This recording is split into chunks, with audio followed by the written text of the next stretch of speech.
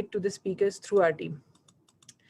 Our panelists for today's session are Ms. Zartaj Gul Wazir. She'll be joining us shortly, Minister of State for Climate Change, Government of Pakistan.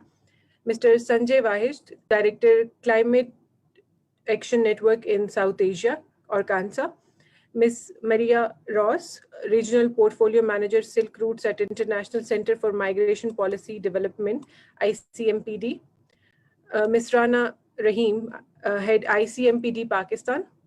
And Dr. Abid Qayyum Saleri, Executive Director of Sustainable Development Policy Institute. Ms. Mariam Shabir Abbasi, environmentalist at SDPI and also the author of this report. Mr. Danish Hassan Ansari, visiting researcher at SDPI and lecturer at Ikra University. And Ms. Khansa Naeem, Project Assistant at SDPI, will be giving a technical presentation. Thank you for joining us today. I'd request Dr. Abid Saleri to formally begin the proceedings with his welcome remarks.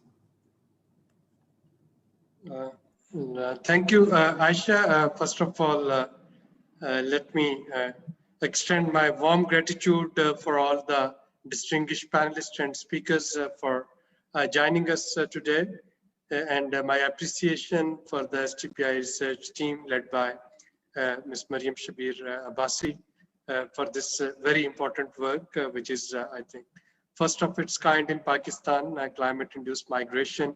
And not only climate-induced migration, but the gendered aspect of climate-induced migration, how it affects the women. I think I can see Minister of State Zartaj Gul Sahiba on my screen as well. Let me welcome Ms. Zartaj Gul, who is Minister of State for Climate Change, member of Federal Cabinet and elected member of Parliament of Pakistan.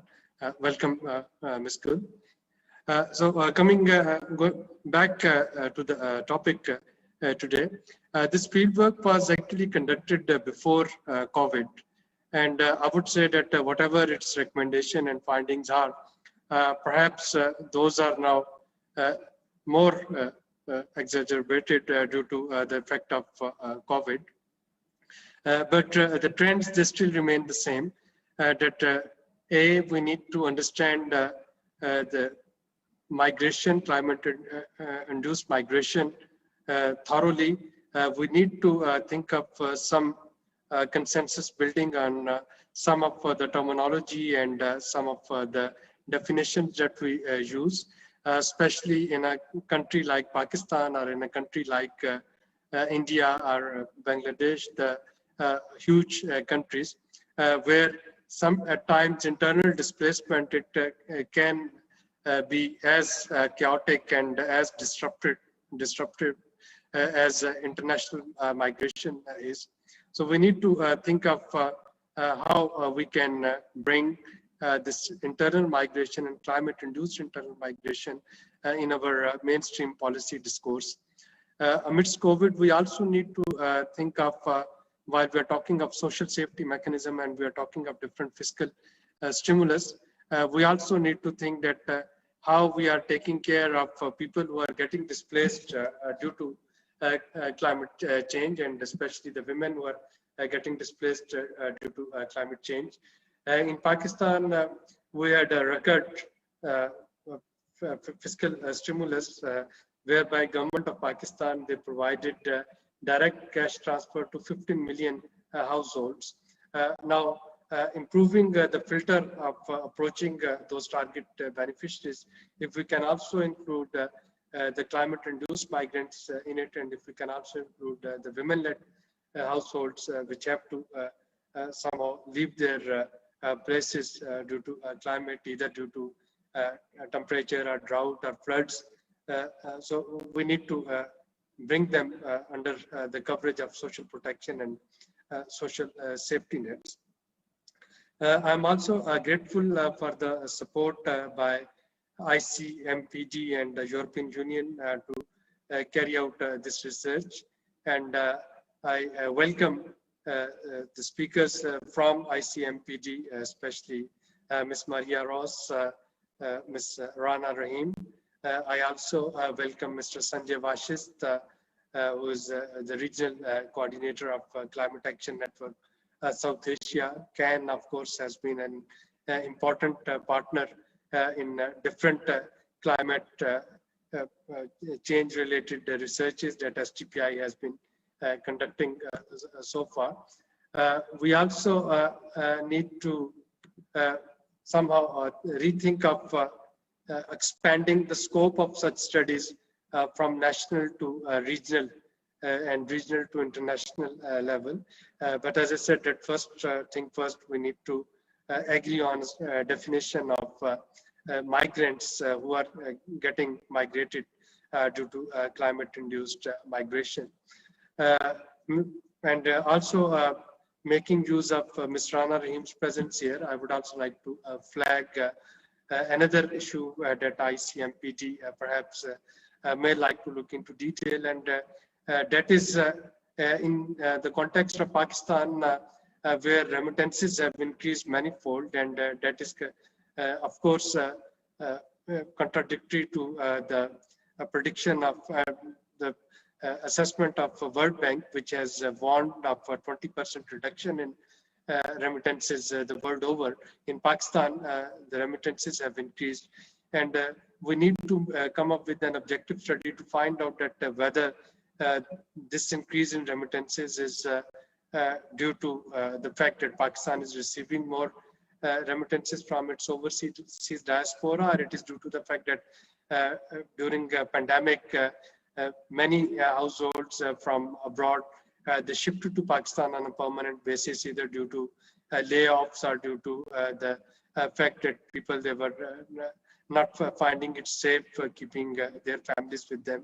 So they sent their families back home, and that's why the remittances, those are increasing. So perhaps some sort of research around remittances, around migration, that would help the policy around on remittances, as well as the policy on migrant families.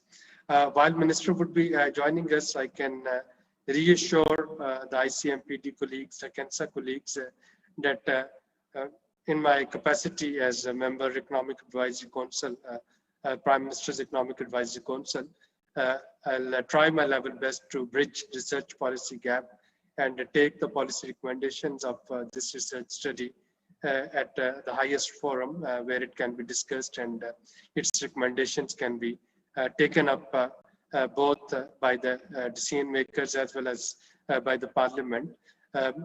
Only last night we had a very successful event where we had invited more than 40 parliamentarians across political spectrum, and we shared the recommendation of this research study with them, and also requested them to not only do legislation around these recommendations, but also as their role in various parliamentary standing committees.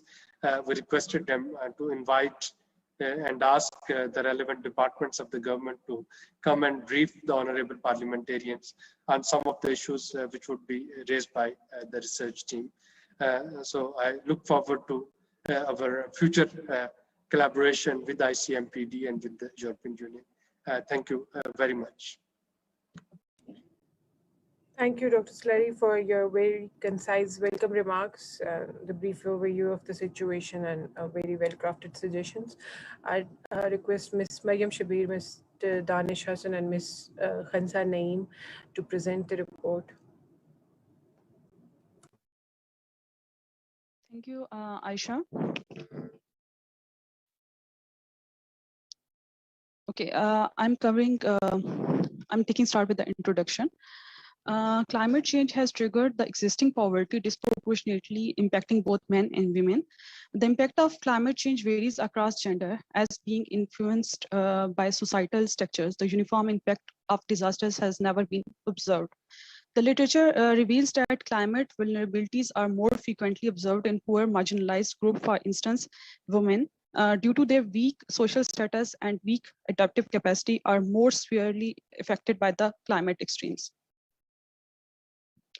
Climate-affected women migrate at the cost of their privacy. As migration increases the risk of sexual violence, due to this reason, safe shelter is the prime concern of migrated women. The evidence shows that due to security concerns, women suffer from anxiety and post-traumatic stress.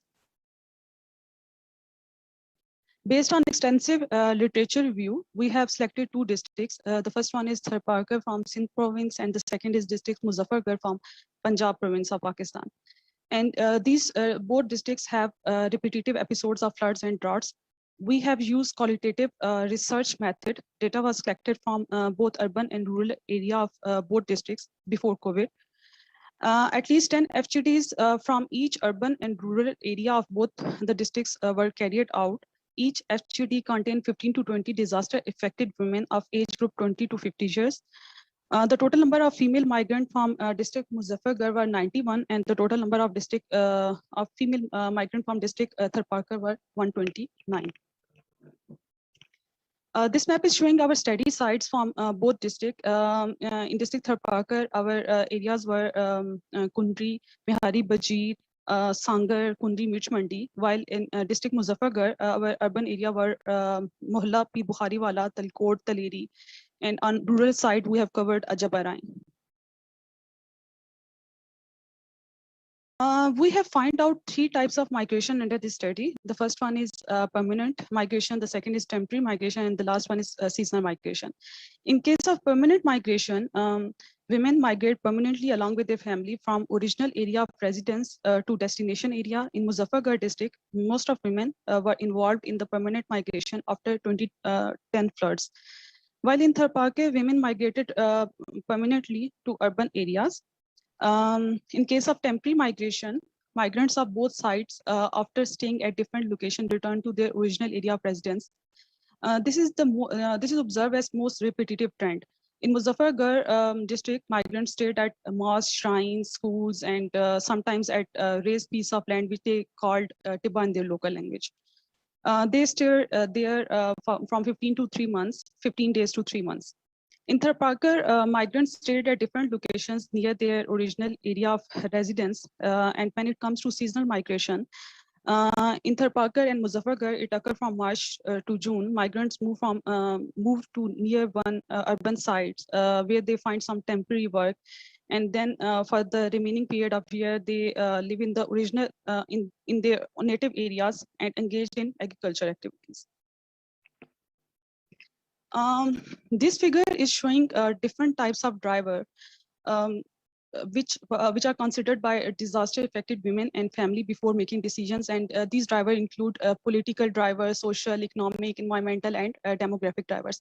Along with these drivers, personal characteristics like education, marital status, gender, and challenges and sports like cost of moving, skills, and social safety network.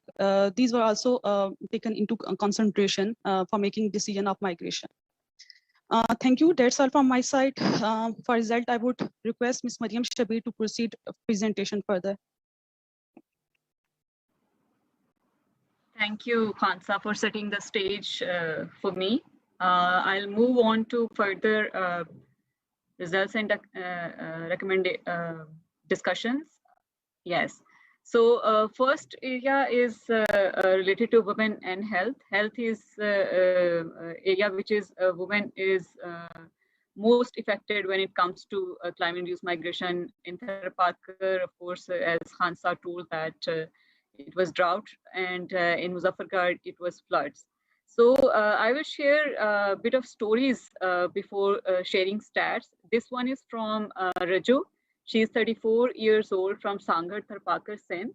And she told in her native language, of course, and we translated through our enumerators because Sindhi is the local language over there, which was a challenge for us to understand. And she says, I was 7 months pregnant when we migrated due to drought in our village, Sangar. We migrated on camel and worked as labor to lift weight, and as a result, lost my infant. My family took a loan of 10,000 RS, and at that time, its USD cost is $95.2 from the landowner for meeting my health expenses. I went into depression after losing my baby. So depression is one of the health impact. Second is, of course, losing baby. And nutritional deficiencies are also observed in Tharparkar. Next slide, please. This table is showing situation of food, water, and health facilities in Tharparkar. And as Khansa told that we reached out to urban and rural migrants in both study sites. And in Tharparkar, they told that migrant women told that the situation of food, water, and health was not better even in urban areas for them. And you must be thinking that what might be the reason for that. In urban areas, basically facilities of hospitals are there, but since most of the migrants are poor, they cannot afford those facilities, therefore cannot avail those abilities as avail those facilities as well. So 82.2 rural migrants told that health was worst, and it is because of the poverty and lack of resources to avail that. And 86.6% rural migrant told that the water situation was worst for them. And 56% also told in urban area that this situation was worse. In my next slide, I will be telling that what exactly is the situation of water in those districts. Moving on to this slide, this one is from Muzaffargarh. So Kosar, which is 23 years old, she narrated that during floods, I was 4 months pregnant. I got sick due to malnutrition and was referred to a city hospital for treatment. I also had other kids at that time and would give them muddy water by mixing sugar in to feed them as a replacement of milk. I used to eat leftover food from the temporary place where we were staying at. So Kosar was one of the a migrant which fall under category of temporary migration, which Khansa told in her previous slides. And she was also 4 months pregnant when flood hit her area. And of course, she also had other kids, and she didn't have proper food and supplements to give to her kids at that time. Next slide, please. This is the situation of food, water, and health in Muzaffargarh. You would be surprised to see that 100% rural women even said that it was the worst situation of health in rural areas even as well, because of the same reason. They didn't have access to food, to health facilities due to poverty or lack of resources, or access as well, because due to floods, road infrastructure is damaged in Muzaffargarh every time, and they do not have anything to commute to those areas to avail health facilities. And 100% told that the food situation was worse. These were those, and 60% worse in urban areas and 100% in rural areas. These are those migrants who were staying temporarily at some locations, either in shrines, mosques, or schools even. Those migrants who stayed at schools and were handled by our institutes like army, they were a bit organized, and they had bit better facilities, but rest of them didn't have really good facilities to avail during migration and during disasters. Next slide, please. Now, this is the disease data, and of course, in Muzaffargarh and Tharparkar, these are not the only diseases which they get during floods and droughts, but this is the list of the women who gave us this list that they face these issues, like in Muzaffargarh, it was pneumonia, anemia, diarrhea, hepatitis, skin diseases, and other allergies. One of the common thing which they forgot to mention, I believe, and which we find out in literature as well during floods, snake bite is also very common, which almost every second, third person face that issue. And in Tharparkar, it was fever, malaria, diarrhea, hepatitis, skin diseases, and other allergies. Next slide, please.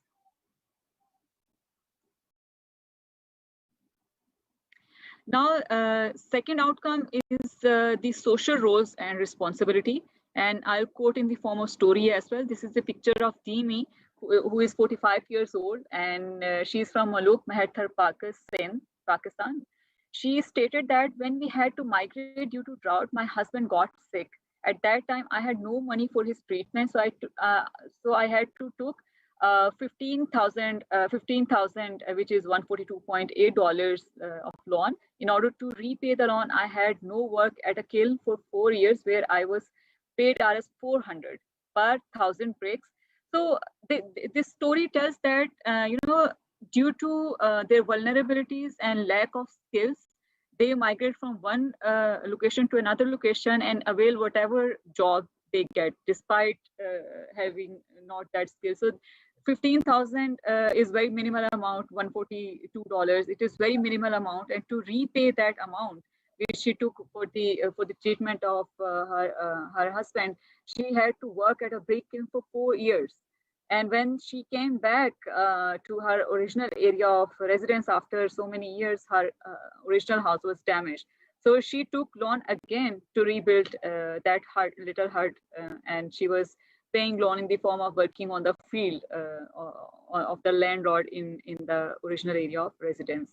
So this is during migration, they have roles and responsibilities, and they help in agriculture activities, they help in taking care of kids. So their burden is added with this issue of migration. Next slide, please. This is another story from Tharparkar, and of course, we haven't disclosed identity due to the consent not given to us. One of the women told that when we migrated to Shahdadpur, which is a village in Tharparkar, I left the children in the hut and departed for harvesting wheat.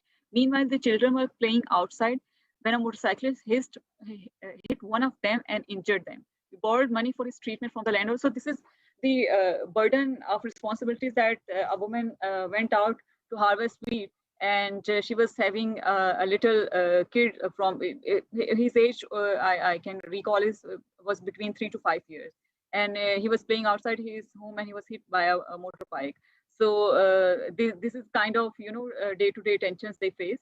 And climate change also affects, of course, soil fertility in those areas. And one of the women told that our cultivated land destroyed after drought. This is another tension they have to face due to climate change and droughts in those areas. A piece of land from which we used to get 50 months of pearl millet, cowpea, green gram before drought has now reduced to 20 months.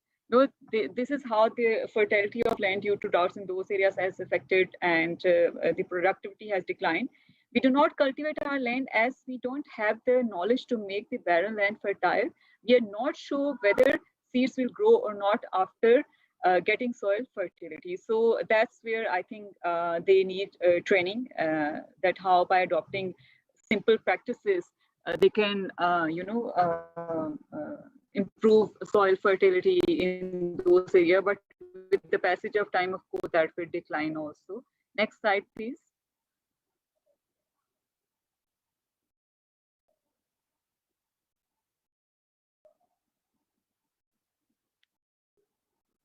Next slide, please. So third intervention is women and decision making. In most of the area, backside please, in most of the area, women most of the women were not educated. And Hansa, please, previous slide. Yeah. So most of the women were not educated. 100% was the illiteracy rate in Tharparkar. And when I'm saying that 100% illiteracy rate, I don't mean that in Tharparkar literacy rate is 0. I'm referring to the group of women we have contacted. I'm only referring to respondents. So one of the women told that we had to sell the seeds which we had during drought at a very low rate of Rs 1000 due to illness and shortage of money. Later we bought the seed at Rs 4000. So she was narrating her experience that how her husband made them to sell their own seed at cost of 1000 at the time of illness because they needed money for the treatment, and later on they had to buy seed, borrow seed actually with 3 times more cost, which was very expensive. Soon after migrating here, this is story from Muzaffargarh. We even sold flowers on the day of Eid, which is holy festival of Muslims, because we had no money to celebrate Eid. So this is one of the difficulty which women face. But they, this family decided that they won't be living inside walls, but they will step out even during very important festivity. and will earn something so that their family can eat. Next slide, please. And the story was of Sumbul. Sumbul's maternal uncle supported their stay when they migrated, and after 1 year, her mother got the job of a lady health worker after training. And I think her aunt helped her to get that job. And Sumbul completed her studies at her own by extending private tuition to children at home. After her graduation, she launched a startup, a stitching school, with the help of Benazir Income Support Program, which is BIS program in Pakistan. When the business flourished, the sister of the local member of National Assembly (MNA) took control of the startup, misusing powers of her brother. Sumbul had to step back because she was not so powerful. So this was one of the positive story which we got from Muzaffargarh, that these were all sisters, three sisters, and one mother, and mother got job after 1 year of training, and she completed her education, and she also started a startup. Sumbul, they took decision. So what I'm trying to say that if women is given power of decision making, they can really make a difference for their family. But unfortunately, Sumbul, which she started a startup, was when she started getting money from that, it was taken back by the misuse of the power over there. And she said it came as a shock when her startup was taken back. I fail to understand that how someone can snatch your hard work simply because they are powerful and I am weak. She never thought of another startup, which was very, of course, disheartening. Now she's doing a private job at a multinational to support her younger sister. And she, of course, she was one of the enumerator in our service as well. She's also part-time doing those jobs as well in supporting field work in Muzaffargarh with different NGOs as well. Next slide, please. Next come women and education. As I told earlier, that education was very, very low among the respondents over here in Muzaffargarh and in Tharparkar, of course. And I'm here quoting two respondent scores. After the 2010 floods, this is story from Muzaffargarh, of course. We moved to city Mohalla Bukhariwala with the help of our relatives. Everything, including result cards of kids, got lost during floods. The school is away from here. Girls stay at home because we cannot bear the expenses of school van. However, boys go to school on bicycle. So whenever they have to make choice between girl education and boy education, families over there prefer boys to go to school instead of girls because they think that male is the head of the family in the future. So to meet the expenses, they prefer boys for education. And that's how girls suffer. The most stressful impact of climate-induced disasters can be seen on our children's education. The unavailability of teachers has ruined the school infrastructure, and no access routes has suppressed their desire for education, which is their basic right also. So during floods, of course, the infrastructure is damaged, and it also involves schools as well. And they suffer at the hands of disasters. Next slide, please. Another respondent told that it was my last year of high school and I was supposed to appear in board exams. And this was story from Muzaffargarh again. Suddenly floods inundated the area. We lost everything, including our house, fields and livestock. When we settled back, my parents arranged my marriage. Had the situation being normal, I could have done my graduation to go for a better future. So this, when this girl was talking, because she didn't give consent to share her picture or name, so I could have shared here, but when I was interviewing her, she was very, very sad, and that sadness can be seen in her eyes because she lost the chance to get higher education because of the floods. And parents decided to marry her because of the several reasons. One is resources, of course, it's expensive. Second is schools do not have access to school in most of the cases. And most of the respondents were seasonal migrants. They don't stay at one location, they keep migrating one location to another location, therefore their education is suffered, and they don't and they didn't, of course, have resources as well to really get education. Next slide, please.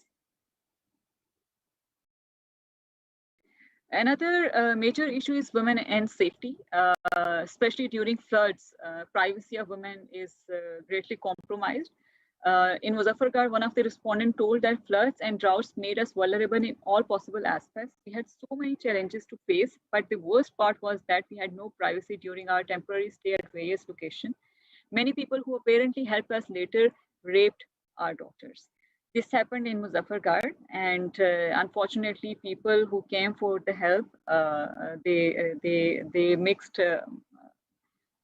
some of the medicines in edibles, and when they were subconscious, girls were there were instances of rapes as well, and there were some cases of children's abduction as well during floods. Next slide, please. This is the table showing situation of shelter, because safety is, of course, directly related to shelter during disasters. In urban area, 82.5% women told that the shelter was worst. And as I stated earlier, that those headed by who stayed in the schools were a bit better, but those who stayed at shrines or under naked sky, they were more vulnerable. And in rural areas, 70% said that the shelter was, worst, and they did not have even basic facilities during their temporary stay at various locations. Next slide, please. This is the situation of Tharparkar district, in which urban migrant women told that 69.56% shelter were worst. However, 30% told that those were better, and 88.89% rural women told that shelters were worst, and this is because of the lack of resources. In Tharparkar, they had to, of course, travel either by foot or on camels. And during that migration period, their animals also died, which is their prime source of livelihood in Tharparkar. Next slide, please.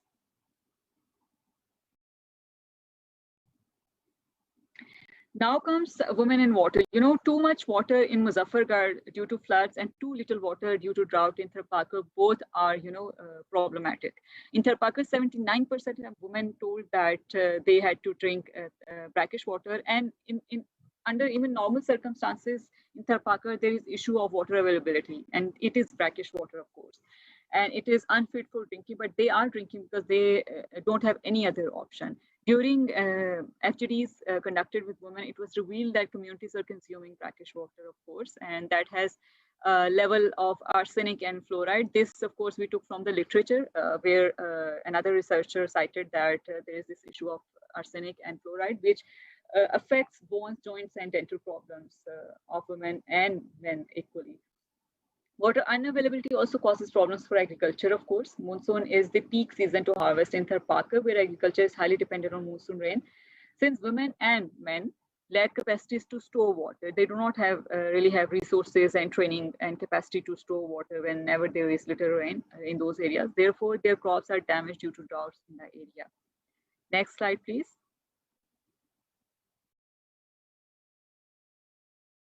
Now, this is the situation, water and sanitation are interrelated. So this is the situation of sanitation in district Muzaffargarh during floods. Women who were not staying at schools because schools had washrooms, but in other case, they have to go for open defecation, which of course impacted their health. Of course, their privacy was compromised. And only 22% women said that the situation of sanitation was better, whereas I think this 8 is missing in below table. 20% were said it was worse, but 80% were satisfied, and those 80% were those who stayed at either shrines or in the schools, having a facility of, and they were either supported by their some relatives after migration.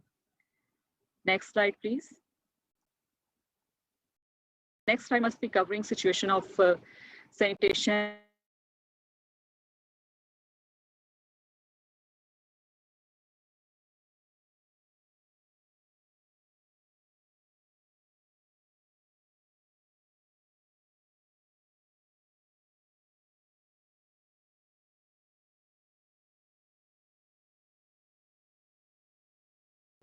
Mayim, we are unable to hear you.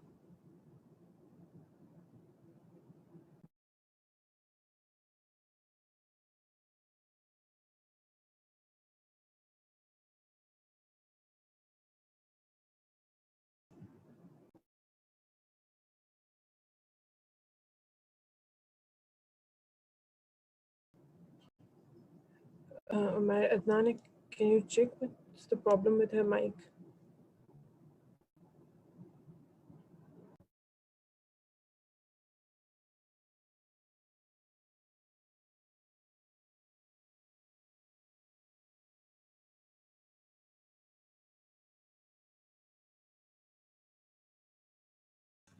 Ji Maryam, please unmute कीजिए. Sorry, I lost internet connection.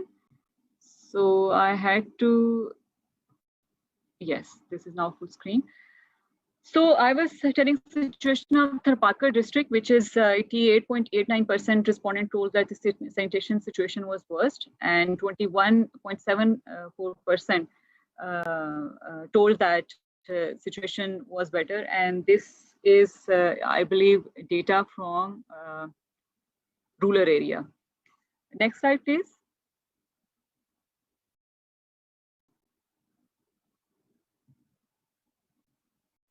May I request for the next slide, please?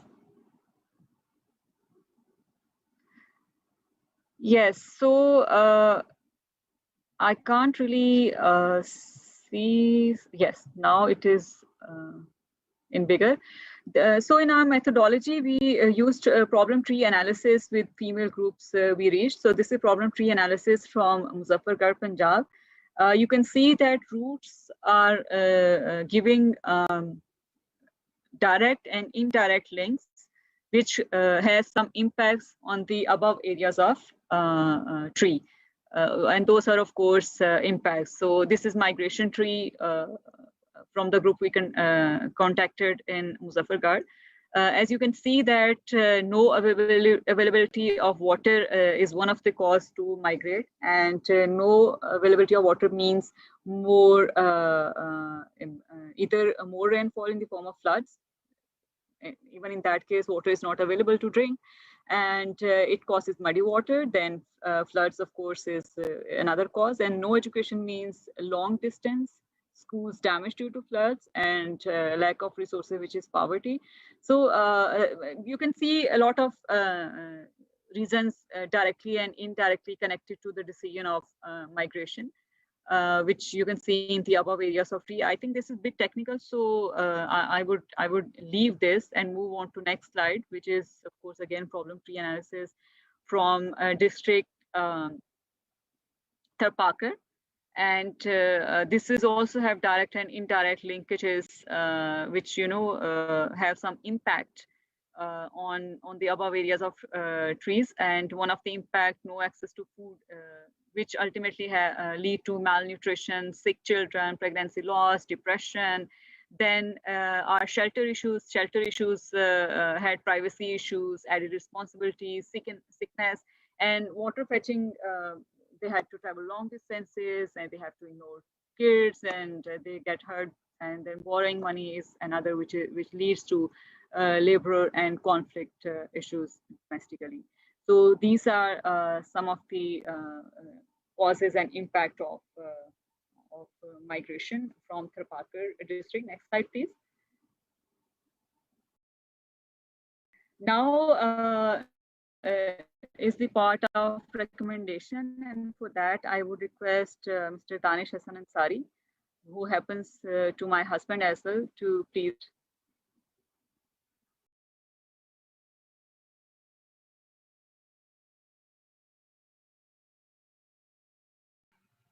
Thank you very much, Mariam, for that very concise analysis. Can everybody hear me? Am I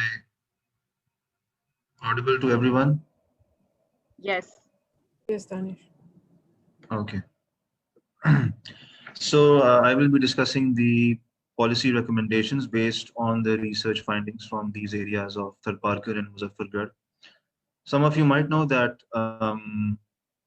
climate change officially is a national federal subject, whereas health and environment are provincial subjects. So our recommendations are at the local, national, and at the international level. So we will discuss them. I will discuss them one by one. So starting from the local policy recommendations, that what can happen, what must happen at the local level. In Tharparkar and Muzaffargarh districts, women should be imparted training on information technology so that they might access online platforms to sell their handmade products such as embroidered shirts and caps, traditional clothes, and offer online tailoring services. This, of course, has to do with their economic sustainability and economic empowerment, which obviously is not possible because of the lack of appropriate technology and access. Women of both areas have excellent skills in sewing, embroidery, and handmade products, but they lack market access, therefore earn very little and often paid less. This is important to make their economic condition better, and if they start contributing to the earnings, she will have a say in decision making. So, as was mentioned and discussed before, that it's a patriarchal society, and women have a very less contribution in decision making, or even no contribution in decision making. So economic empowerment through technology and access can also make them more, first of all, economically empowered, and they will then be more able to be part of the decision-making process in the household because they will be financially contributing. There is a need to launch awareness campaigns on climate change impact for the communities at grassroots level so that people can make arrangements what to do at the time of disasters. Obviously, people, especially in these remote areas, are not aware of the issue of climate change. So there is a need to establish a causal link between migration and climate change for these people. There is a further need to invest in the poor communities' adaptive capacities and resilience building so that they can fight the climatic events instead of roaming or migrating from one place to another. Next slide, please.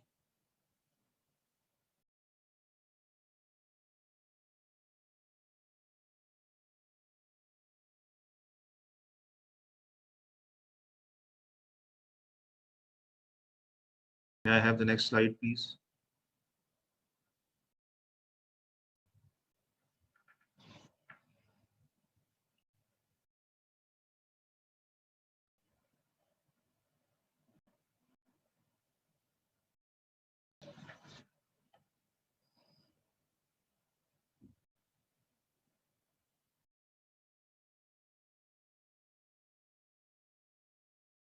The next slide, please.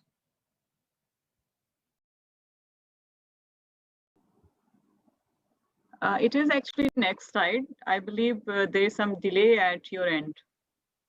Okay, I'm seeing it right now. Okay. So yes, pregnant women should also be provided food supplements. Under Sindh government ration scheme, food items were distributed among pregnant women. The scheme should be revived, and similar schemes should also be introduced by the Punjab government as well. As you all know that during climate-induced migrations, women in general are vulnerable to diseases and they are malnourished. Pregnant women are obviously more vulnerable. Most of the women in both districts are involved in agriculture, either as laborers or as small landholder farmers. Small landholders either have less production of crops or they get very low amount upon selling. Crop production can be increased by providing women farmers with trainings through district level agriculture extension. The low cost issue can be solved by removing middlemen whose involvement causes loss to farmers. So this obviously has to do with improving the productivity of these small lands. Women should be given chance in decision making. In most of the cases, head of family, which is the man, takes decision related to investments, agriculture, or mobility, as was discussed before. Institutions like National Commission on the Status of Women, the NCSW, should step in and start awareness sessions for both men and women to include women in decision making. Next slide, please.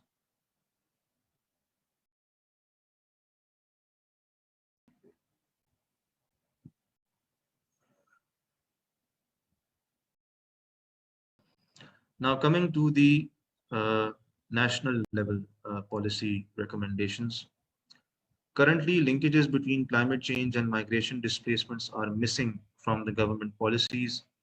There is a need to demonstrate this link in our national policies. In this regard, the scope of national climate change policy needs to be extended to climate-induced migration and related issues. We do have a national climate change policy, but the link between climate change and migration is not really visible in that policy, or it should be more precise.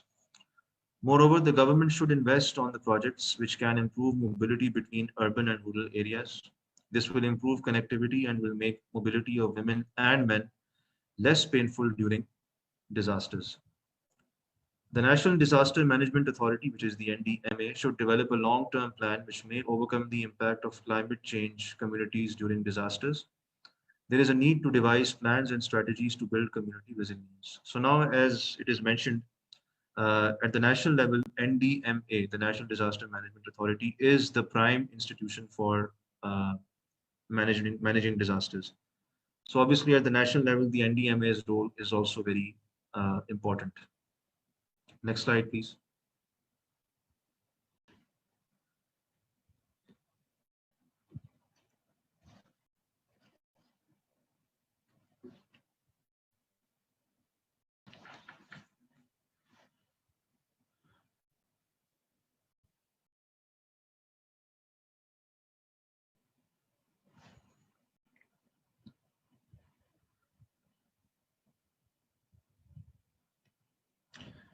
So there's also a need to improve early warning systems. Though an early warning system is in place in most of the areas, timely messages and information cannot be communicated to communities.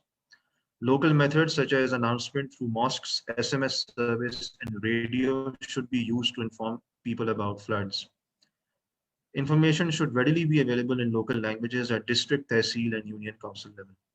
So as you all know, these are remote areas, so you cannot expect everybody to have, or even some people to have internet access, Wi-Fi, or very precise mobile service connections.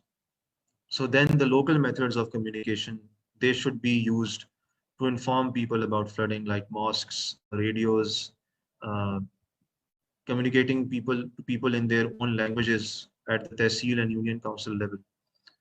Government should build community halls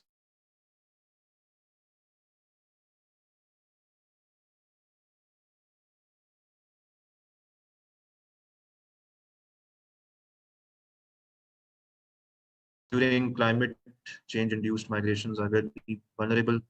They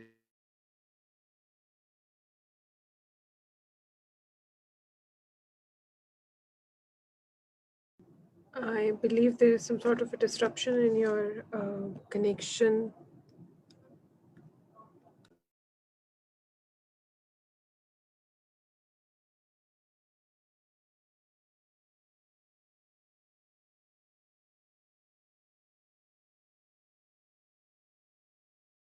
Yes, sorry, I think I lost the connection. So we were discussing that the local methods of communication should then be adopted for uh, informing people about floods and disasters. After that, as you all know, as it was discussed before, that women are very vulnerable during climate-induced migrations and disasters. Some of them are harassed, even raped. So it is the responsibility of the government to land camps where women are specially taken care of 24/7 so that they are safe from these kind of harassments. In view of the complaints of women harassment, the government should devise a long-term strategy for their protection during disasters. Though laws are in place, mechanisms to implement these laws is required. Next slide, please.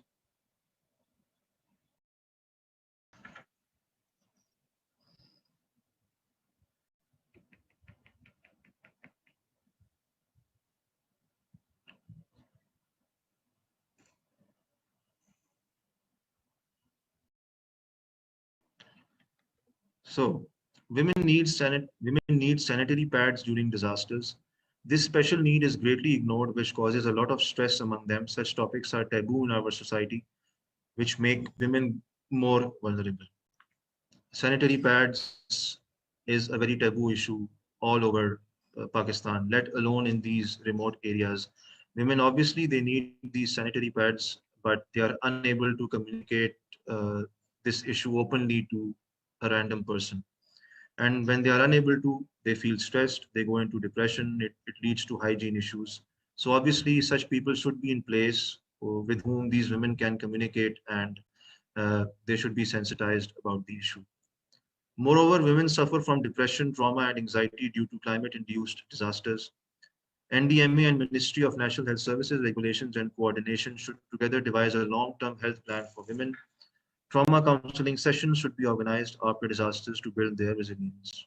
Apart from the physical damage caused by these disasters and migration, there is also a huge mental impact on the mental health of women. They have lost their homes. Some of their loved ones might have died as well. They are going to another place where God knows what happens to them. So mental health is also very important. Moreover, water should be provided door to door post disaster, as women have to travel long distances to fetch water. Ministry of Water Resources should devise a plan to provide water to the communities. During disasters, communities do not have access to drinking water, which makes them more vulnerable. Their livestock also die due to unavailability of water. Majority is dependent on agriculture and livestock at both the study sites. Areas prone to flooding in the Punjab should be declared non-residential areas, and communities should not be allowed to settle down along the Indus River. For that purpose, communities should be provided with land ownership to build their houses at safer places, which is a very important issue. People usually make settlements along the river banks because of the fertility of the land, but then these areas are also easily flooded during floods. So people must be communicated correctly that you cannot make settlements in these areas, and they should be allowed ownership in other areas so that they can easily move to safer areas. Next slide, please.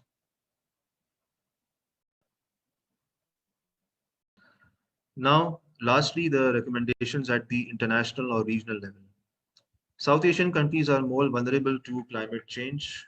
Data pertaining to climate-induced migration should be organized, while agreements and learning should be shared between countries so that best practices might be implemented to build adaptive capacities for women. There is a need to build cooperation between countries to manage cross-border migration and protect rights of international migrants.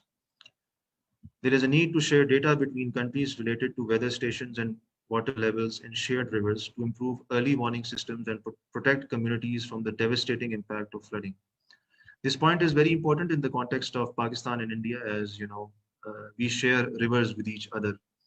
So if there is an impact on any river on the Indian side due to any change in weather condition, the impact will also be felt in Pakistan because it flows through India. So in this context, both countries should share information quite frequently so that people are well aware in advance that something is going to happen in the future. Lastly, internal institutions and organizations working on women and climate change should focus more on training and capacity building of women. Next slide, please.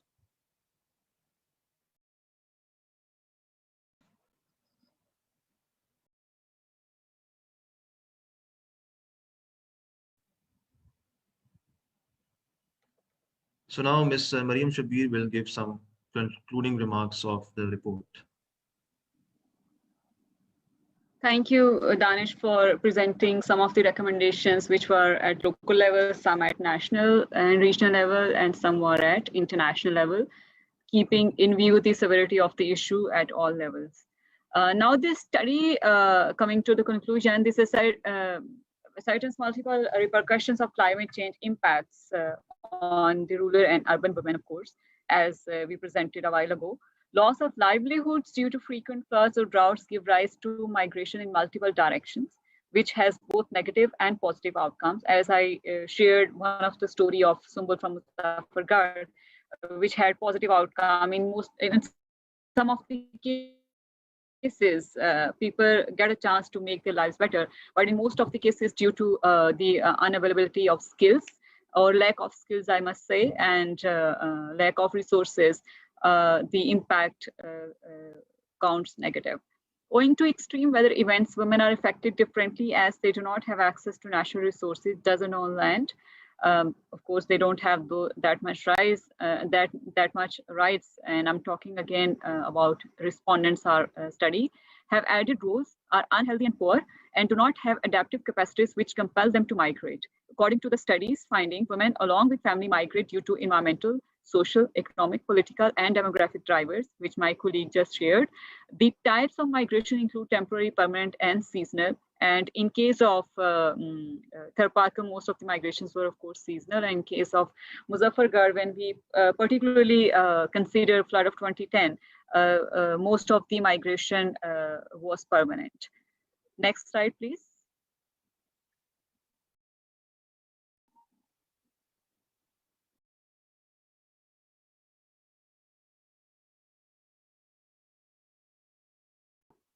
I think this is the limitation of technology, that it delays a few seconds when we want to change our slide.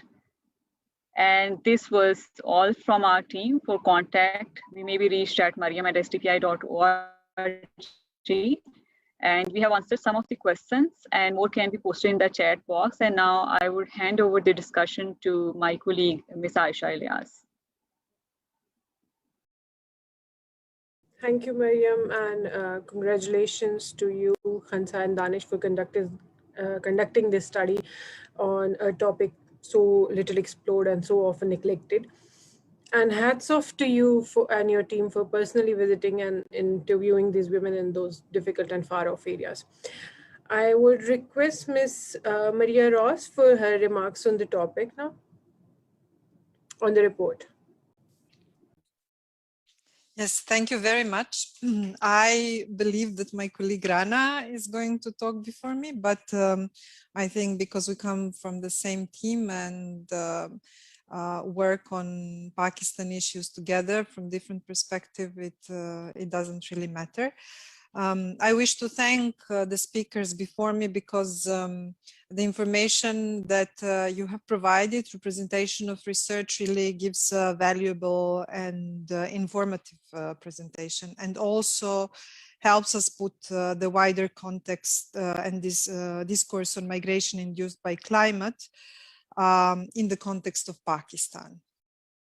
A lot of what I will be saying today is not just my personal opinion or my personal views, but is something that we as a regional coordination office for Silk Routes in ICMPD in Vienna have contemplated as our future best contribution to these issues.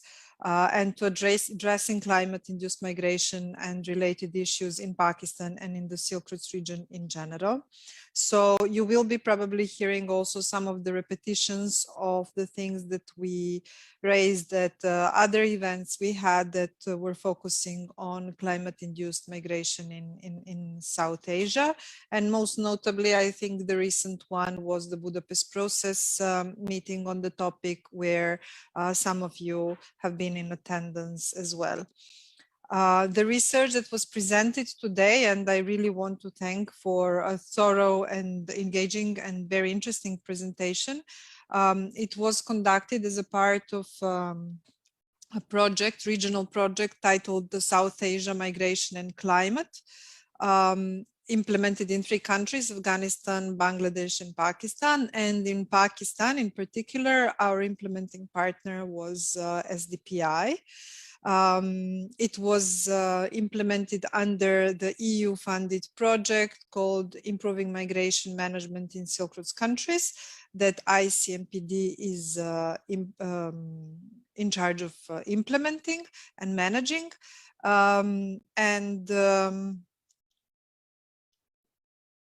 Yes, I think I said enough about the project. The component under which the SDPI project was funded is called the Silk Routes Facility, and it was awarded through a call for proposals mechanism. From our perspective, it's been a very good partnership, a strong partnership. We have a lot of positive findings together, and we certainly hope that in the future we will build together on the results delivered, even though there is no immediate follow-up agreed on it. This project has helped us generate important information from the grassroots level, from the climate migrant hotspots, and you have heard about the findings from the 2 hotspots that SDPI has conducted, and helped us paint a multi-level picture of where the gaps are. and what needs to be filled in order for the climate-induced migration to be properly recognized by national migration policies, and also to be given adequate priority and attention in the implementation of these policies. And as an international organization focusing primarily on development of migration policies, this is where our focus are, and this is where we think we could contribute best. We are particularly content that with the fact that the research, analysis, and development of recommendations for future actions has paid due attention to the situation of women and of children and to their specific vulnerabilities. Whether or not it acts as a migration push factor in concrete sets of circumstances, climate change disrupts traditional livelihoods, and impacts of these disruptions are not felt equally across women and men, boys and girls. Overall, there is a considerable focus on the men who migrate, but women and girls who migrate or who are left behind are absent from the conversation. And this is a particular added value of this research. In some countries, climate-induced migration is already included in migration relevant policies. This may not be the case everywhere, and where this is not the case, we will continue to advocate for the inclusion of this topic, and will continue to provide technical assistance for development of the focus policies.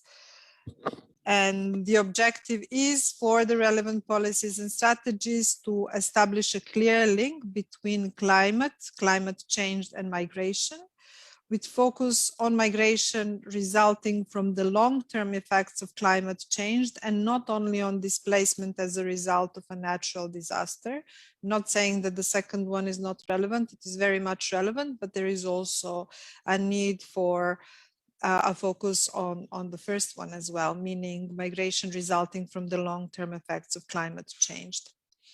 There is an identified need for continued capacity building and to a levels of governance, and this we have heard today in previous presentation as well. And we need to help develop possible strategies and tools to deal with the effects of climate on migration. Good understanding of the matter and exposure of different governance levels to comparative experiences in addressing climate-induced migration in similar contexts will lead to definition of better policies, better policy responses, better targeted services, and similar. But for this, we first need knowledge, and knowledge is what we get from research.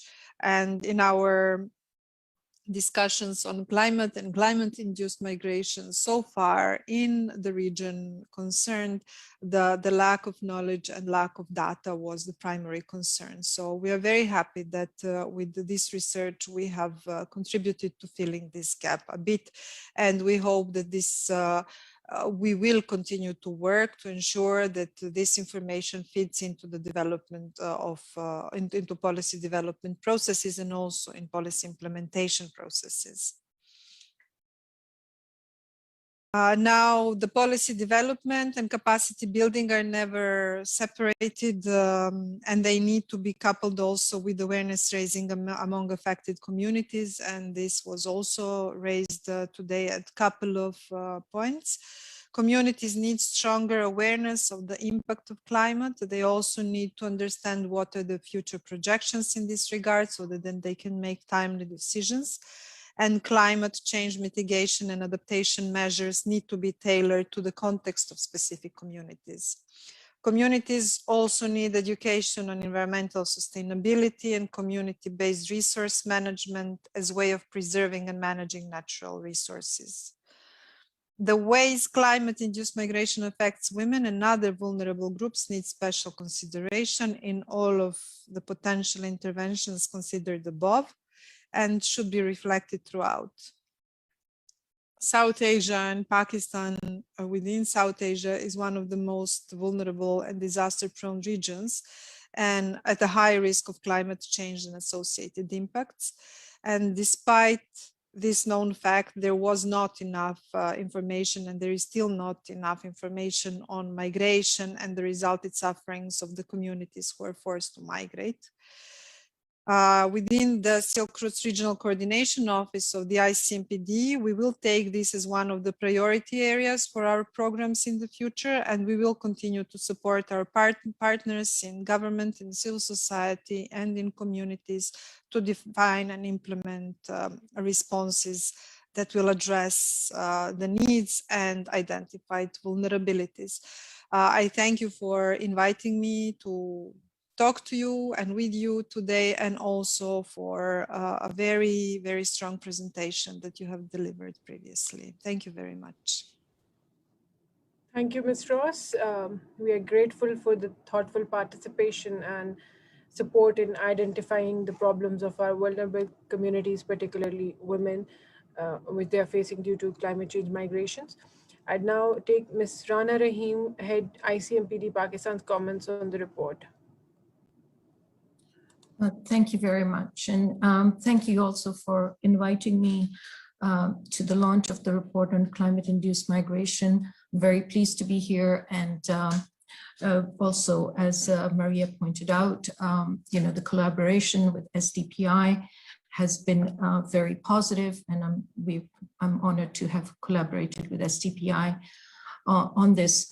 I think Mr. Soleri mentioned that this report was also presented to parliamentarians, and one of the objectives of this intervention was to raise awareness about the policymakers on the extent of climate-induced migration affecting Pakistan, and highlight the hardships vulnerable communities face when displaced as a result of natural disasters. So this is really encouraging to know. As Maria has pointed out, ICMPD has been contributing to the development of mechanisms and frameworks to govern migration in the context of environmental change.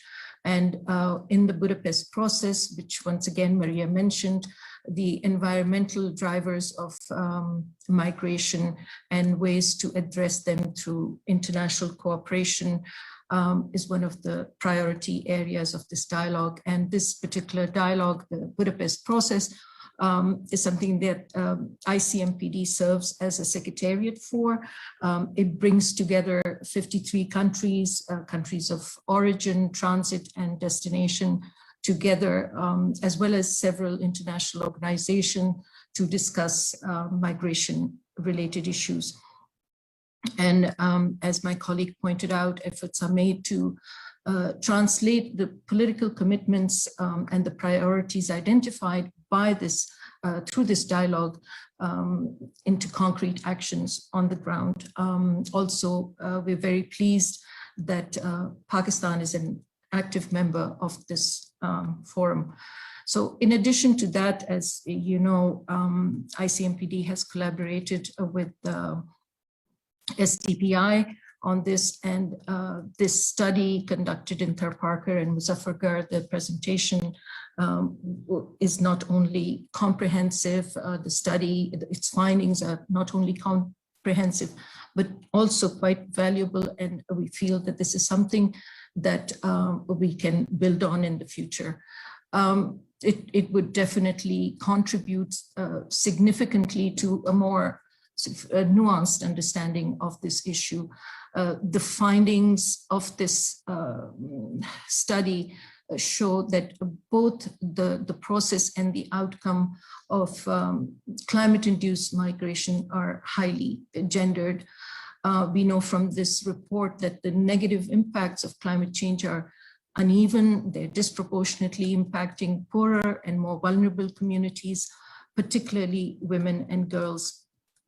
And mainly because on average, women, particularly in these districts, tend to be poorer, less educated, they have a lower health status, and as was pointed out in the presentation, limited access to or ownership of natural resources. And many women in this particular study have identified a lack of safe shelters, security, and inadequate emergency relief as key concerns. And we hope that through sharing and raising awareness on these issues, policy and decision makers will be able to take a better approach towards building the adaptation capacities and the resilience of these communities. There's also, as was pointed out in the presentation, women and girls displaced as a result of environmental disasters are often at a greater risk of sexual and gender-based violence. There are issues related to the safety of women, their health status, given the disintegration of their social networks, as well as a lack of access to basic necessities such as food and water were mentioned, and in extreme sort of circumstances, which suggests, and the study itself found, that women suffer from psychosocial impacts of these natural disasters to a greater degree compared to men, given that they have this additional burden of looking after their family members, even when they themselves are in great distress. As a result, many women suffer from anxiety and post-traumatic stress, which again suggests that they will need some kind of assistance and psychosocial support. We also heard about pregnant women who suffer tragic losses due to the lack of timely and adequate emergency relief and health services, lack of transport, for example. So it is clear from this report that the experiences, needs, and priorities of climate migrants will vary by gender. And these differences have to be and should be accounted for if policies are to be inclusive. And in thinking about the vulnerability to climate-induced migration in countries such as Pakistan, the findings of the study are very important. We hope that it will pave the way for additional research with a focus on women as being one of the most vulnerable groups. I would like to very briefly also speak about the international dimension of climate-induced migration. We know that the relationship between climate change and migration is far more complex than just the common assumption that an increase in environmental disasters is likely to trigger large-scale movements of people across international borders. While there's little doubt that before or after the onset of an environmental disaster, large numbers are commonly displaced, studies have shown that in most cases, this displacement is usually temporary, and most people return to reestablish their lives and rebuild their pre-disaster homes. Studies have also shown that those who do migrate, the majority moves short distances. Some may move further from rural to urban areas, as was pointed out in the study, which again does not support the expectation of large movements of people across international borders.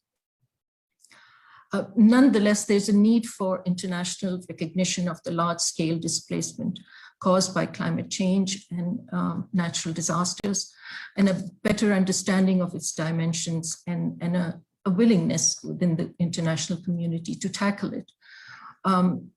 The current system of international law is not equipped to protect climate migrants, as there are no legally binding agreements requiring countries to support climate migrants.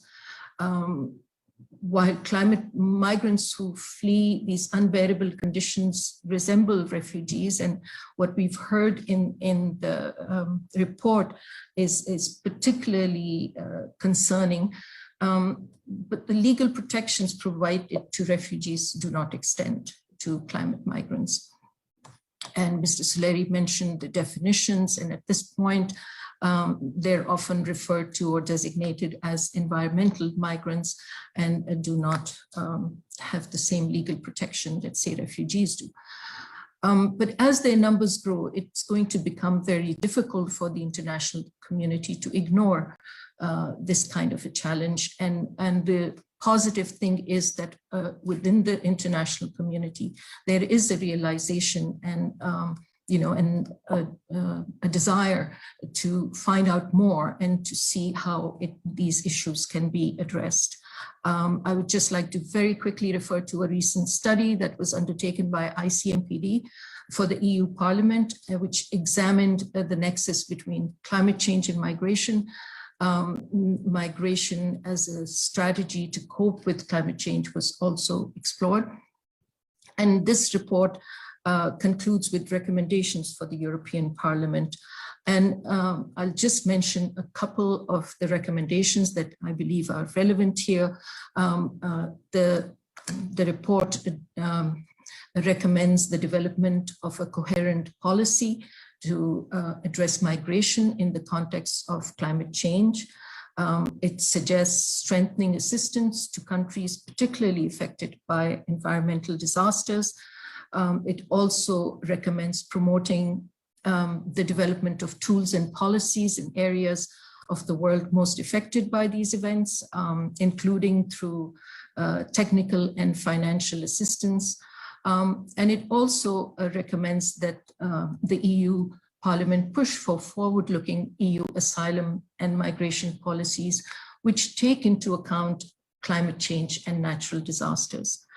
So as severe climate change displaces more people, the international community may be forced to either redefine refugees to include climate migrants or create a legal category and accompanying institutional framework to protect climate migrants. In the meantime, I hope that we can continue to develop our understanding of climate-induced migration through research such as the one conducted by SDPI, and we look forward to working with SDPI in the future as well. Thank you very much. Stop there. Thank you, Ms. Rana, for sharing your learnings on the topic. Without any further delays, I'd move towards Mr. Sanjay Vashis, Director, Climate Action Network. Thank you, Sanjay. Thank you, Aisha. Thank you, Aisha. And thanks for wonderful research. Can I share my slides, if possible? Yes, sure. Adnan, please give him access. Thank you. I think a lot more has been already said about it, and it has been an honor for CAN South Asia to be part of this research.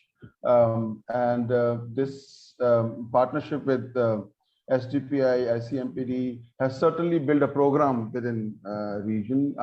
I'll speak more about what is the situation on ground in terms of our neighborhood.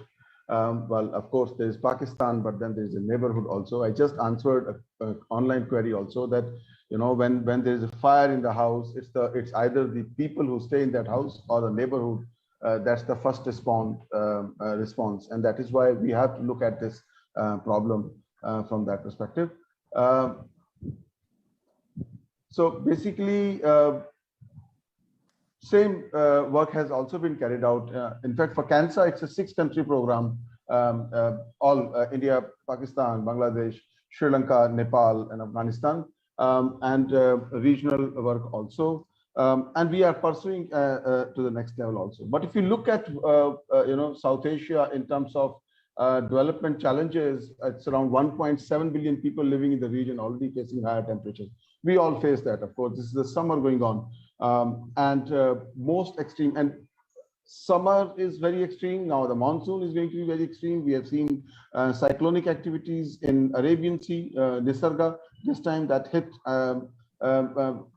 India's western coast, and I think even it touched Pakistan coast also.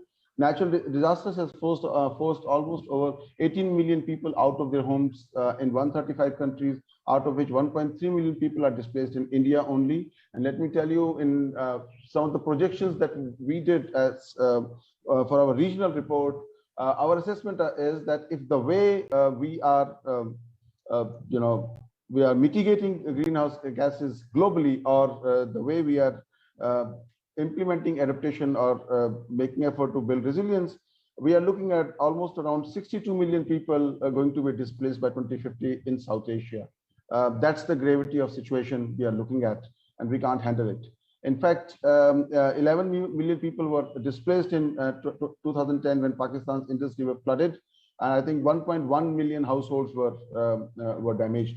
And that's the severity. It hits us so badly. Bangladesh is no different. 1 meter rise in sea level will inundate some 13% of landmass in Bangladesh, displacing 50 to 20 million. So even if we integrate or total all these displacement projections, we are looking at around 62 million people being displaced by 2050. Out of 1.7 billion people, almost 700 million people are those in South Asia who has been affected from climate change disasters in one way or other so far, and which is not exactly half of the population, but little bit less than half of the population. And what are the impacts of climate change? Severe impact on agriculture, water resources, ecosystems, food security, health, and energy production. And these are the basis of life in any country. If you look at threatened food security or water security is no good. Ecosystems is the foundation of life, sustainable life. And of course, health is any challenge to health to the communities is a big challenge in terms of sustainable development objectives also. To complete change to the environment and current ecosystem with higher warming, poverty and vulnerability increase through decline in agricultural productivity. These are slow onset impact which is going on, which I normally, when I try to explain it, I normally say it's like slow poison effect. Which is there. Agriculture yield is reducing per unit area. More conflict over access to natural resources because natural resources are the natural social security system nature has provided, but over exploitation is always a danger here. Status quo, climate projections for South Asia foresee higher number of climate-induced displacement migration. It will continue to happen. So we have to act as source or destination. I heard from Danish some recommendations also about livelihood. Yes, at source, we have to make sure that livelihood is strengthened. I'll come on the recommendations later on. Migration is still perceived as part of development, ignoring the change trends and impacts of environmental degradation. And that's the challenge we found in most of the countries when we speak about, we ask them about migration. They say, well, migration has been going on for ages. It's been many centuries that migration is going on. So what's new about it? But that migration used to be for better growth, better opportunities, for higher income. But now migration is under distress. So we have to differentiate between migration, which is under distress, under pressure. If I stay at a coastal area, I don't want to leave. I'm staying here, but I'm forced to leave is a distress migration. And so certainly we have to differentiate and we have to act on that. There is a limited national attention to climate change displacement and migration compared with other issues. And that's a big challenge because as of now, migration is seen as a very normal thing to happen. But distress migration has not been on the radar of policymakers yet. All countries, in Pakistan, Afghanistan, but yes, also in India, Nepal, Bangladesh, and Sri Lanka.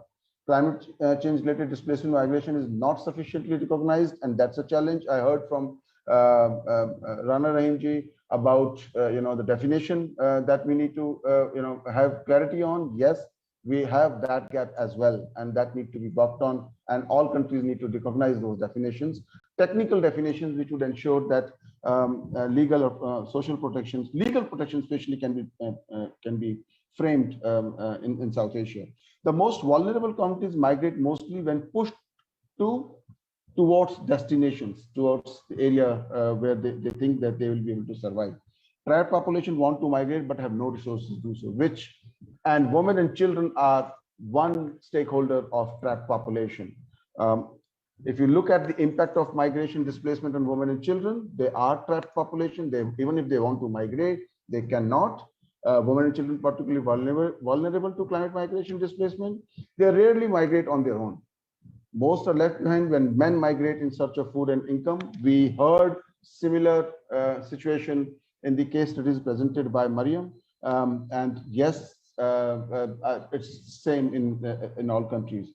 Increase unpaid care work burden on women, household costs, plus agriculture work, plus taking care of children. In fact, in Nepal, we also found that slowly and slowly feminization of agriculture sector is happening. They don't have land rights, legal rights, but there's a lot more women who are working there. When there was earthquake in 2015 in Nepal, the immediate response was from women, because most of the men has already migrated in the remote districts. So so feminization of agriculture has been found there. Limited communication, irregular remittances received from the men who have migrated, highly uncertainty of paying bills, and that's a big challenge. Increased child marriage to receive dowry or get rid of girl child early. We heard it from Mariam. Trauma and depression. Mariam, you already mentioned about depression. One case of a woman losing 7 months of pregnancy and depression hit her. So depression resulting from loss of family members, home and livelihood due to flooding or drought. What are some of the people's solution is, of course, we need to manage water resources in a more participatory manner for flood and drought management. And of course, we need to harvest water at situ. Livelihoods, diversification and skill trainings is important. Training in agroecological farming approaches and methods. And so, as I said, it's livelihood at source that need to be diversified, that need to be strengthened, and wherever they get the jobs, any kind of job, when they move to a destination, they should be able to get some kind of rights in terms of per day money they earn, in terms of protection, etc. So those measures are required. I'm referring to labor laws that are required, especially when they move to urban areas also. Education for girls and boys, access to school and children and teachers is important, because education for girls and boys would mean that they will become asset to the family. That would discourage early child marriages and also ensure that they become asset when there are more earning members in the family. Provision of basic services and facilities, including health and clinic, needs to be there, in creation of job opportunities for existing skills or provision of new skill trainings. Regionally, we certainly need to act. I keep hearing from everyone, SARC is defunct, nothing is happening, we cannot do anything about it. In my opinion, regional cooperation is important. We cannot keep fighting when a house is on fire. Certainly, we need a more prominent role of SARC in actually addressing this problem. Even if we start with the coordination between countries on that, I think that would be a very good start. Strengthen regional cooperation initiatives, including SAKIP, which has an office in Sri Lanka, and ICIMOD, looking at environmental aspects also. Consider model of regional cooperation between Tajikistan, Uzbekistan, and Turkmenistan. One of the reference why we thought Central Asia, because ICMPD's area of project countries are these. But then another example is also ASEAN, how ASEAN in Southeast Asia has a regional cooperation. They talk to each other. They try to find common solutions.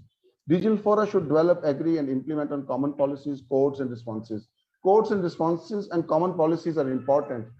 For example, now when we are working on vaccination against COVID, and there is a discussion about vaccination passport, all countries are coordinating with each other on what kind of people we will allow to enter in our country if they are vaccinated with certain which kind of vaccines. So certainly there is a coordination going on, and that kind of common policies and codes and responses would certainly help. My last slide, share data collection, analysis of climate change and population movement across border. Very sensitive information. I understand that, but important to do that, because this issue is going to become very crucial in coming years, especially in order to diffuse any kind of conflict situation in future. Cooperate and support must be scaled up to avert, minimize, and address. When I said about sharing information with each other and coordinating, that means avert and minimize and address accordingly. International media should be broadened the coverage of displacement in South Asia to include climate-induced displacement, not just displacement resulting from conflict, and in order to increase global awareness of the issue. International donors should increase funding commitments to government for enhanced social protection, certainly, As Can South Asia, we are gearing now, as I speak, within this month. So we had a call with STPI also on all the research, what we have done. And I would like to draw attention of Honorable Minister of State for that. We would certainly like to hand over to you, ma'am, the work that we have done. And we do hope that through our, I will not call it advocacy, but I would certainly like to call it a partnership. Through our partnership of civil society and government, we do hope in coming year a good policy response is framed based on the research that we have done. I'll stop here. Thank you. Thank you, Sanjay. Sanjay's contribution on the topic is always so well crafted and well sought out. We have Ms. Zertajgul Wazir with us. Zertajgul Wazir is the State Minister for Climate Change. And if I'm not wrong, her constituency is actually geographically very close to Muzaffargarh, one of our area of research here. But before I take her on board, I'd request Dr. Abid to formally welcome her at the forum.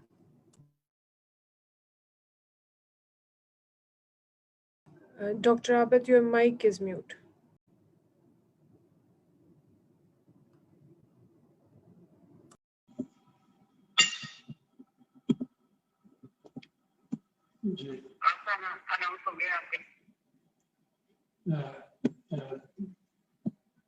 Thank you. Let me warmly welcome Minister of State, Mr. Zertajgul, for sparing her valuable time and joining us, especially on this very important subject. And I must acknowledge here that Mr. Zertajgul has always been very receptive of STPI's policy recommendation, and even once we had conducted this fieldwork, and Mariam Abbasi, she gave her the presentation of some of the results.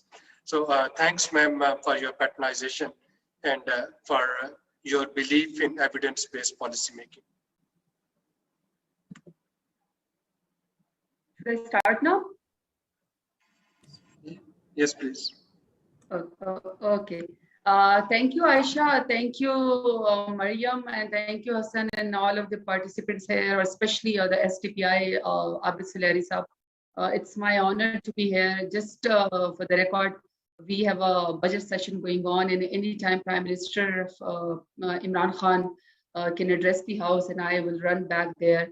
So it's just that sometime I got in between my chamber, because Mariam knows that when she started this discussion with the STPI on climate-induced migration, I was the one who was really interested, because at least this climate-induced migration policy making or discussion has started in Pakistan. I welcome it because it's my real concern, and it's really close to my heart, because your co-study, which actually consists of the two districts. One is the Muzaffargarh and the other one is Tharparkar. The Muzaffargarh is a part of Dera Ghazi Khan division, and I'm the only elected lady who won from Dera Ghazi Khan. And I worked very close with the flood affectees in 2010 in Dera Ghazi Khan, near Ghazi Ghat, all of the roads and highways, where I could meet all of the families and women there. So my comments or my introduction is not that I read things. It's my own personal experience with the ladies, what they went through in this flood effects. So I think my perception is that climate change is not a gender neutral phenomena. It affects more the vulnerable societies, children, old, women especially, and special people, and all of the people who are marginalized. So, and I see a very lag between there's a gender gap in the national policies and the climate change. Climate change discussion has started very effectively in Pakistan in the last 3 years. And it makes me very proud about this portfolio that in 3 years, we have worked a lot on the climate change in Pakistan, since we are one of the most affected countries by the climate change. So when we, on the 5th June, when we had this honor to host and organize the World Environment Day, in my inaugural speech, I suggested to Prime Minister Imran Khan myself that the upcoming two proposals that we should work. One was actually the youth involvement in Pakistan in a climate change policy, and another was that we should work on a climate-induced migration. And Pakistan and Prime Minister Imran Khan should be the first leader to make or to give a table or to give a platform to all of the South Asian countries and to talk about the climate-induced migration and especially about the vulnerable society. And I'm talking about the women here. So in 2010, when it started, I used to go to Ghazi Ghat, where all of the effects of the Muzaffargarh were all there. Some were having tents, some were having, they were all vulnerable there. So I used to go with my team every day there to give them some relief, food bags and things. So what I observed there that yes, global warming has started and it has started affecting all of the countries, especially Pakistan. And unfortunately, Pakistan has no part into this global warming.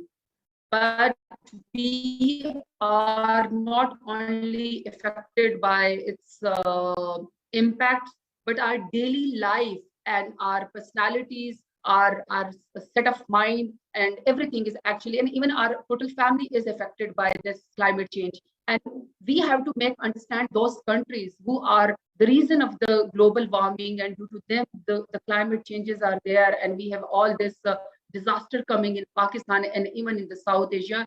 We have to make them understand that due to their, this effects on the climate change, Pakistan is affected by those, and our family are actually, and our women are, and our vulnerable groups are really affected by them. So we have to make them understand that we need a help, because climate change is a really big phenomenon. Pakistan cannot help itself. So when I used to go to this women, after 3 to 4 days, I started realizing some, faces, and I came to know, I started due to their conversation, and I started to know their names and families, and this sort of the girls and ladies became my friend. So one day, I always tell the story. So one day I went there, and there was a group of girls who said to me that we're a girl and we want to talk to you on a, in a private. It made me very scared, because I did not know what were they expecting from me, or what were they talking. I did not know that before that. So I thought they might be asking for a very big help, which I would not be able to give them. So it made me scared too. So when I went there on the side, so there were a group of girls, they told me, there were some girls and families, the girls were in the adolescence age, and then there were girls who were newly married, and then there were girls who were pregnant and were having babies at that time. So this is that government is there, and there are very good people in the society who comes up with the food bags. We have lots of foods, and we have a good drinking water facility, because there a tanker full of water or clean drinking water comes and gives us water. But we have one issue, and we want to discuss it with you, that we have lots of personal needs and we can't talk to anyone, and we are here on the roads, and we do not understand to whom we should tell our stories. So there I realized, what they were actually went through. So then I went again to my friends, to my group of people, and we started gathering those personal things which they actually required. And from there, I realized that women and their stories and their effects by the climate change are different than the men. They have to protect their family. They have to protect their honor. They have to protect their persona and personality. But yet they have to come with such needs which they cannot tell their stories to. So then I started giving these things, and there on the climate day, I asked Prime Minister, and when Mariam twice called me on this climate-induced migration, so it really touched my heart, and I thought that as a climate change minister, yes, we really need to work about this thing. And the other story is about the cotton bales in south of the Punjab. Usually in South Punjab, it's an agriculture society. but men are doing all of the work and women are doing the household work. But then there is a 6-month time in Dera Ghazi Khan and the whole South Punjab where women earn their own money when they feel empowered. Because in my personal capacity, there's no women empowerment without education and without economic, conditions. You have your own money, you're more empowered. So the cotton bale, when they collect all these women, they get their own money in that year, which they do not have to ask to their husband or father or any elder men in their family. So it's their own money which they collect. So the climate change, our cotton bill has, because our climatic changes, weathers are different, our rainfalls are different, climatic changes are there. So our crops cannot stand those extreme weathers. It has affected the cotton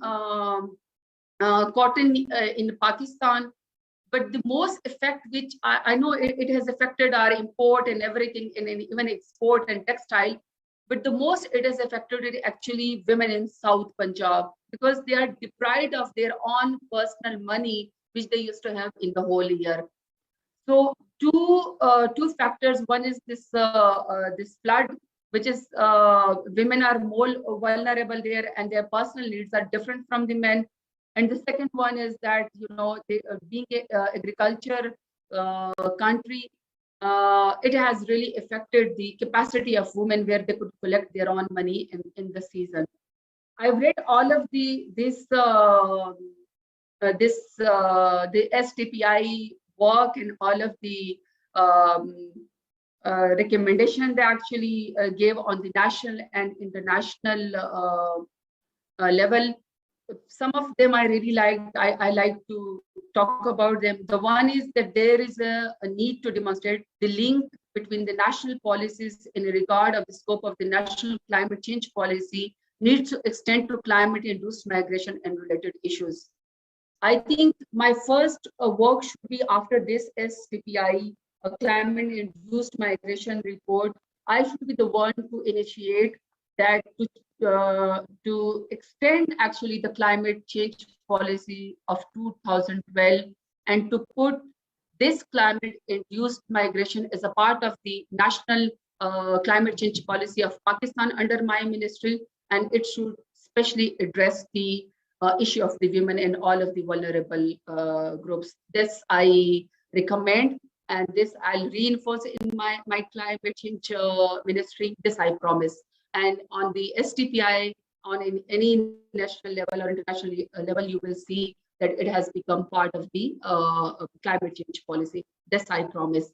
Then another one which I see is that another bullet point is, in view of the complaints of women harassment, the government should devise a long-term strategy for their protection during disasters. The laws are in place, mechanism to implement this law is required. I fully endorse this one in the climate-induced policy under the climate change. I recommend that we should work with our provincial and district level, with all of the law enforcement agency. There should be some point with that any disaster struck, those laws should revoke or should be working, especially with the women harassment and when they are displaced or struck by any climate change. So this one I will work on, inshallah. And the third one is that areas prone to flooding in the Punjab should be declared non-residential area, and communities should not be allowed to settle along Indus River.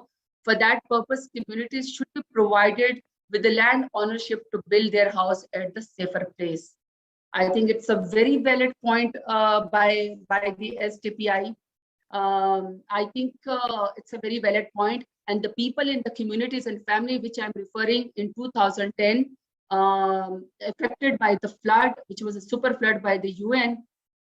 This is the same area of Ghazi Ghat actually which I'm talking on the river basin or near the Indus River. There are families who build their houses there. When suddenly the floods are there, they have no place to go. So on this, I promise to work with the Punjab government and to provide a shelter. I know it's very difficult to restrain people not to live there, and because there are land issues, and then there are housing issues, settlement issues, and but still I think I will be able to work on this point.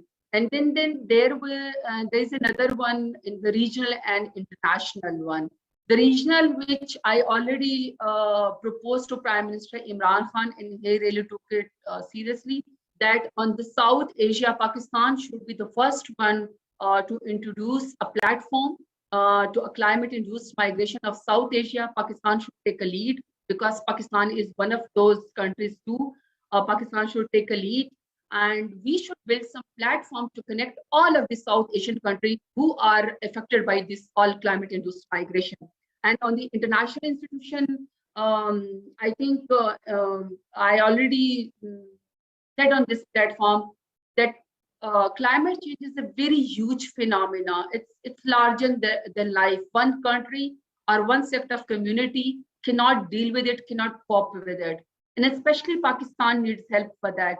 I think after the South Asia connectivity on the climate-induced migration and on the climate change, I think that recommendation should go to the UNEP, to the any international authorized institution, organization, which should work on the women which are affected by the climate change. We should bring a platform, or we should bring some help for the capacity building, or for the health, for the mental health, and for the vulnerability of the women by the climate change. So I hope that all of this, because I've not heard to the other participants who were here, because I said that Prime Minister Imran Khan is going to come. In fact, he said I can watch him on the TV. He said he just came to the parliament, and I should be there. I have not heard to the other participants, but I would look forward that Mariam should give all this recommendation on the STPI, climate-induced women migration of Pakistan, and share it with the provinces too, because we have layers of governments, and different political parties are working in the provinces. So wherever my federal government or wherever my ministry is needed, I'll sit there and we will work on the climate-induced migration. And I think we should take the lead. And as a women minister, I think two things I like to tell. One, that I work with the energy efficient stove program, that is especially for the women. I've started another one that we started with a 10 billion tsunami. 15% of the nurseries and employment is given to the women in Pakistan for the entrepreneurship. And the third one, which is in a starting, but we need to work on more on this side. That is, the climate change ministry has for the first time exercised its another commitment on the international level. That is the Mercury Minamata Convention, which is another very close subject to my heart, because I think that we are very proud Asian people on our language, color, and identity. We like that we should have a beautiful skin, but not at the expense of our health and complex that this Minamata Convention should address, that the excessive use of mercury should not destroy our personality and skin. So it's in a very initial state, but we have ratified this by our cabinet, and we are looking forward to work in it. So I thank you, all of the participants and everyone who has put their efforts into this climate-induced migration, especially working for the women and the women migrants in Pakistan and the vulnerable sectors of South Asia and Pakistan especially. And both of the districts, especially one is mine, that is Muzaffargarh, near to me. I'll be available every time for your platform, for your policies and the implementation of it. I thank you everyone for listening to me. It's my honor to talk on this platform. Dr. Abid Salari Saab, Mariam, Aisha. I always appreciate the work of STPI, and it's a very heart-touching topic, it's a policy. Let's proceed it with a very good effort and to bring some help to our women. Thank you. Thank you, Yeah, Zartaj, for joining us despite your busy schedule. If you would stay for a quick photograph, I'd request everyone to turn on their cameras, all our panelists, for a photograph.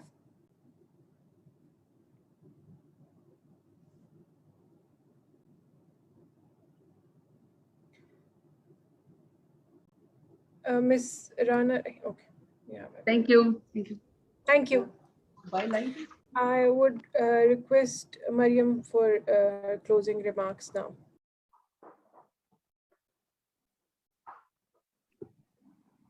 Thank you, Aisha. And I know that everyone was here throughout, and they were very attentive and were hearing our panelists and our discussion, and some of the attendees also asked really good questions, not only on our Facebook Live, but also here in the chat box, which we have answered. And I just have to say thank you very much to our esteemed panelists for contributing to the very good discussion. And thank you so much to the attendees who participated online at our social media and who joined here after registering at our Zoom link as well. This report would be uploaded on our website soon, and we will share its link on our Twitter, Facebook, LinkedIn, and Instagram account. Thank you so much for joining us today.